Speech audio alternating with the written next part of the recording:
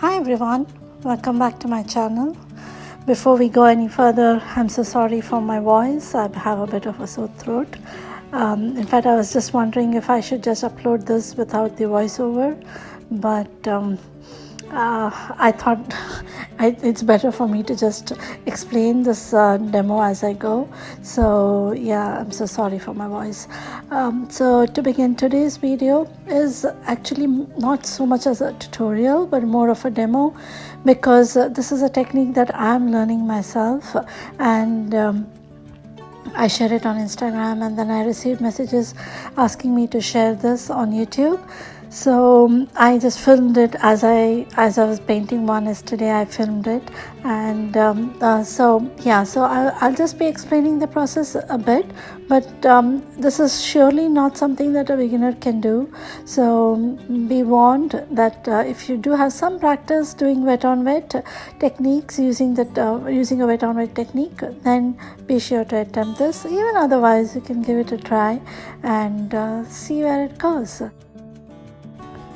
So for this particular painting, I just took, I'm using Arsh's 140 pound cold press paper, and it's 100% cotton, and that is very, very important. So don't try to attempt this with the regular cellulose based paper. You won't get the desired results with that. So get yourself some good 100% cotton paper and wet the paper completely. So that's what you see me doing at the beginning. I took a large brush, flat brush, and I wet the paper completely. In fact, I wet the paper from the back too. So it is like a double whammy. It's completely thoroughly soaking wet. But this one I let it dry a little bit so that I would be able to paint with the camera on. It's very, very difficult for me to do everything, trying to keep my paper wet and trying to paint and trying to see if everything is in frame.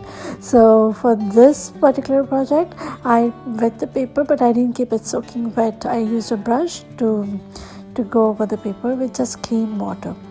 From there on, I did not use a reference photo, nor did I have a live rose in front of me. That would have been a better option, I feel, in retrospect, because then you have something to look at. This is completely out of imagination. And so to begin again, so I wet the paper completely, and then I just started to draw the rose, and as it was wet. So the key here is to keep your paper wet constantly. Don't let it dry. If it dries, then just take a brush and go over it again with clean water, and then I started to use strokes. This technique requires patience, which I lack, and for the most part I lack patience when it comes to my art.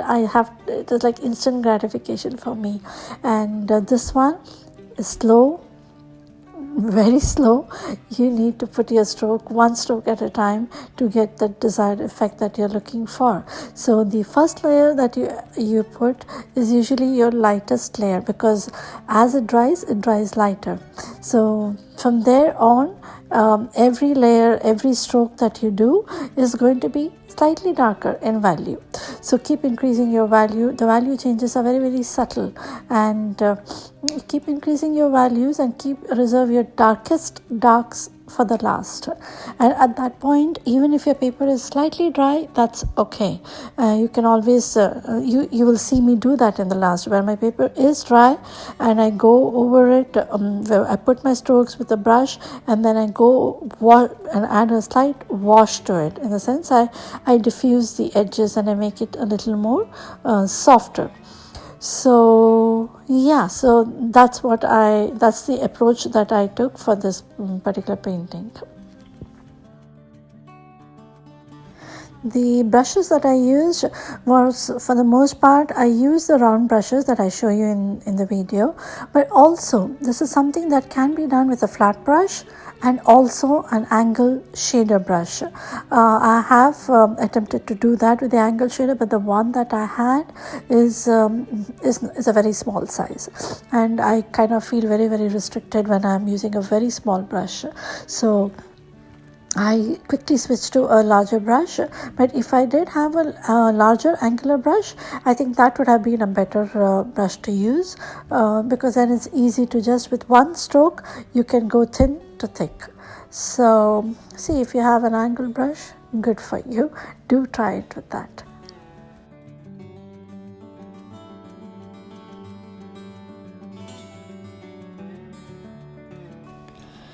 The way I'm approaching the colors on this painting is it's actually the colors that I've used. The pigments are by M. Graham and Daniel Smith, and there are a few of the core watercolors, but for the most part I like to mix my colors on paper. I hardly ever mix them on a palette, and since this wet on wet is a perfect approach when it comes to mixing your colors, it's the best way because they blend so easily on paper. So that is what you see me doing throughout this painting. I just put a base layer, sometimes just yellow or sometimes just burnt sienna, and then I go back with blue, ultramarine blue, indigo. So these are some of the colors that I've used. Queen Rose is my primary color, and I always use a little bit of a warm yellow. It could mostly a warm yellow, to just soften the color a bit. So yeah, I have used sap green for the greens, and for the most part, yeah, this was my palette of colors, and I mixed them all right there on the paper.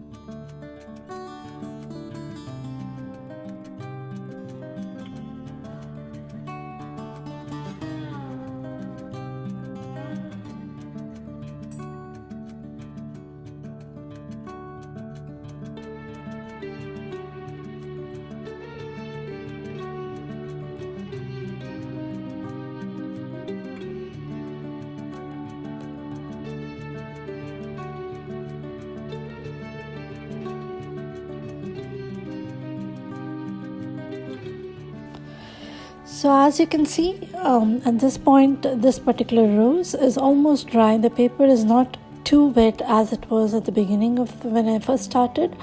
So I could have gone over the whole rose with just a thin layer of water, like a wet damp brush. I could have taken it and used that approach. Or if I did not want to do that, I can just take the brush, add the stroke that I like there, and then immediately with another damp brush I just go over the edges, and that is called softening the edges. So because I didn't want any harsh lines, I just go over it with a damp brush, and that softens the edges. That's another way of doing a wet on wet painting. So that is what you see me doing at that particular point. And yeah, so that is what I mentioned at the start of this video.